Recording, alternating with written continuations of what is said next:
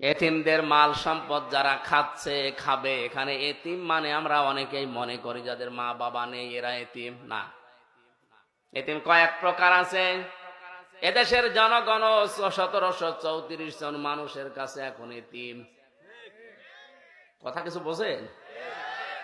এদেশের মেন দায়িত্ব আছে এখন 1734 জন মানুষ, তাদের কাছে আমরা এখন 17 কোটি মানুষ এতিম। আরো আসতে বলে মা বাবা নেই, এটা যদি এতিম হয়, মুরব্বীর মা বাবা আছে, এত বুড়ো এতিম। এতিমদের মাল আজ যারা আত্মসাৎ করে, এতিমের জন্য বাজেট হওয়ার পরে এসে বাজেট মেরে দেয়, এরাও কিন্তু এতিমের সম্পদ খাচ্ছে।